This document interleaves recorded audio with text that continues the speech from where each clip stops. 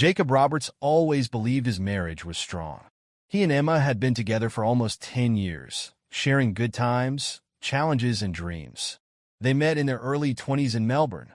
Jacob was a junior engineer working on a construction project, and Emma had just finished university and started a job in marketing. One thing Jacob loved about Emma was her ambition. She was driven and charming, quickly rising in her career. By her mid-30s, she was a senior marketing executive at Sanderson Enterprises, a big real estate company in Australia. Jacob, meanwhile, was happy working as a construction manager. Though his job wasn't fancy, it was stable and provided them with a comfortable life. But recently, things began to change. Emma had become distant and distracted, often coming home late, blaming work dinners or client meetings. She used to leave her phone on the kitchen counter, but now she kept it close, always face down. Jacob didn't want to be suspicious, but he felt something was off. It all started small. Emma began talking more about her boss, Greg Sanderson. She described him as charming and smart, someone who had transformed the company. At first, Jacob didn't think much of it since Emma often talked about her work.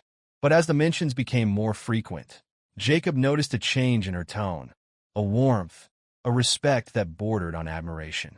Greg was not just her boss, he was someone she looked up to. Still, Jacob brushed it off as a professional admiration. But then the work dinners became a regular occurrence. At first, they were once or twice a month. Then it was every week. And lately, it felt like she was out more than she was home. Jacob couldn't shake the growing pit in his stomach. He tried talking to Emma about it, but she always had a plausible explanation. The real estate market was booming, Greg had big plans, and the team needed to work late to keep up. Jacob wanted to believe her. After all, they had been together for so long, and trust had never been an issue before. But one evening while scrolling through his social media feed, Jacob stumbled upon something that made his heart sink. A photo had been posted by one of Emma's colleagues. It was a candid shot from earlier that day at a company event. Emma was in the background standing close to Greg. The two of them were laughing, their bodies angled toward each other in a way that felt intimate, too intimate for a boss and an employee. Jacob stared at the photo for a long time, his mind spinning with questions. Was he imagining things? Was he being paranoid? Or was something more happening between Emma and Greg? Jacob tried not to think about it, but doubt had already taken root. A week later, his suspicions grew stronger. Emma came home late one night, her cheeks red and her eyes full of excitement. She told Jacob that Greg had invited her to a small party at his house that weekend, just for a few senior staff members. Jacob had never been invited to any of Greg's parties before, so he asked if he could come too. Emma hesitated and said, "I'm not sure it's that kind of party. It's more of a work thing. Greg just wants the team to bond. It might be awkward if you're there." Jacob's stomach twisted. Awkward? Why would it be awkward? He had always gotten along with Emma's co-workers in the past, but there was something in her voice, a subtle unease that made Jacob suspicious. "Well, I'm sure Greg wouldn't mind. I'd love to meet the team and see where you've been spending all your time," Jacob replied, trying to keep his voice light. Emma's smile faltered, just for a second, but it was enough to confirm what Jacob already suspected. She didn't want him there. Why? Was she hiding something? The next day, Jacob tried to put it out of his mind. Maybe he was overreacting. Maybe Emma was right. It was just a work thing, and he'd feel out of place. But as the weekend approached, he couldn't shake the feeling that something was off. Emma left the house in a flurry of excitement, dressed in a sleek gold dress that hugged her figure perfectly. She had spent hours getting ready, more effort than Jacob had seen her put into a work event in years. She kissed him on the cheek and waved goodbye, her smile too bright, too rehearsed. As soon as she was out the door, Jacob made a decision. He was going to find out the truth. Greg Sanderson's house was more like a mansion. It was in the rich suburb of Mossman, with a view of Sydney Harbor. It was the kind of place that showed off wealth and power, a place where Jacob never felt at ease.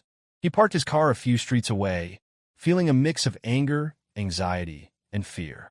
He didn't know what he would find, but he needed to know what Emma was hiding. When Jacob arrived, the party was already in full swing. He quietly slipped through the side gate, trying not to be noticed. The backyard was full of people, men in fancy suits and women in designer dresses, all laughing and talking without a care. The air smelled of expensive perfume and cigars, and the sounds of clinking glasses and quiet conversations filled the space. Jacob scanned the crowd, his heart racing, and then he saw her. Emma was standing near the pool, her arm casually draped around Greg's shoulders. They were deep in conversation, their faces close, too close. Jacob watched as Greg whispered something in her ear, and Emma laughed, her hand resting on his chest. His stomach churned. He felt frozen, his feet rooted to the ground as he watched them. The intimacy between them was undeniable, and it felt like a punch to the gut. The woman he had loved for so long, the woman he had trusted with everything, was standing there, looking at another man the way she used to look at him. For a moment, Jacob thought about turning around and leaving. Maybe it would be easier not to confront her, not to face the truth. But something inside him snapped. He walked toward them, his heart pounding in his chest. As he approached, Emma turned her head and their eyes met. Her smile faltered and her face drained of color. She hadn't expected him to be there. She hadn't expected to be caught. "Jacob, what are you doing here?" Emma's voice trembled, her eyes wide with shock. "I could ask you the same thing," Jacob replied, his voice low and steady. "But I already know the answer." The party noise seemed to fade as the three of them stood there, the heavy silence filled with unspoken truth. Greg shifted uncomfortably, his usual confidence disappearing in the tense moment. He started to say something, but Jacob cut him off. "This is between me and my wife," Jacob said coldly, his eyes fixed on Emma. Emma opened her mouth like she was going to speak, but no words came out. The truth was clear on her face. There was no denying it now. She had betrayed him, and they both knew it. Jacob felt a wave of anger, sadness, and disbelief. He had given her everything, his trust, his love, his loyalty, and she had thrown it all away for this. Without another word, Jacob turned and walked away, leaving Emma and Greg standing there in stunned silence. Jacob drove home in silence, his mind racing with thoughts and emotions. He felt numb, as if the world had shifted beneath his feet, and nothing made sense anymore. How had it come to this? How had the woman he loved, the woman he had built his life with, betrayed him so completely? When he arrived home, the house felt empty and cold. He sat down on the couch, staring at the wall, his mind replaying the events of the night over and over again. He couldn't believe it. Emma, his Emma, the woman he had trusted with everything, had been lying to him for months. The next few days were a blur. Emma came home late that night, but Jacob didn't confront her. He couldn't bring himself to face her just yet. He needed time to process everything, to figure out what he was going to do. Emma, for her part, didn't push him. She seemed to sense that something had shifted between them, but she didn't bring it up. They moved through the house like strangers, each lost in their own thoughts. A week later, Jacob finally confronted her. "Why?" he asked, his voice barely above a whisper. Emma looked at him, her eyes full of guilt and regret. "I don't know," she said, her voice trembling. "It just happened. I never wanted it to go this far." Jacob felt anger building up inside him. "You never wanted it to go this far? Emma, you've been lying to me for months. How could you do this?" Emma started crying, but Jacob didn't feel sorry for her. Not this time. She had made her choices, and now they had to face the consequences. Chapter 5. Moving forward. In the weeks that followed, Jacob struggled to come to terms with what had happened. The betrayal cut deep, and the trust between him and Emma was shattered. They tried to talk, to work through it, but every conversation ended in anger and tears. Eventually, Jacob realized that their marriage couldn't be saved. The damage was too great, and he couldn't live with the constant doubt and pain. They decided to separate and Jacob move out of the house they had shared for so long. It was a difficult and painful process, but over time, Jacob began to heal. He found comfort in his work, his friends, and the quiet moments of being alone. He learned to let go of the anger, forgive himself for not noticing the signs earlier, and move on with his life. In the end, Jacob understood that sometimes the people we love aren't who we think they are. Betrayal is painful, but it also brings out the truth. And sometimes, the end of something broken can be the beginning of something new and beautiful. Second story. Hey everyone, 28M, just had something strange happen, and I don't really know how to feel about it. Maybe writing it down will help. I've changed the names for privacy. A little over a year ago, I was in a serious relationship for 3 years with Megan, 27F. From my side, everything seemed to be going great. We were even talking about moving in together and casually discussing marriage. Around that time, I got into fitness and introduced Megan to my personal trainer, Jake 30M. Jake was a super charming guy, and he and Megan got along well, but I didn't think much of it, just figured it was a good trainer-client connection. After a few months, though, Megan started acting distant. She'd be busy after workouts, come home late, and her phone was suddenly always on Do Not Disturb. I'd ask her about it, but she'd brush it off, saying I was overthinking things. Turns out I wasn't overthinking.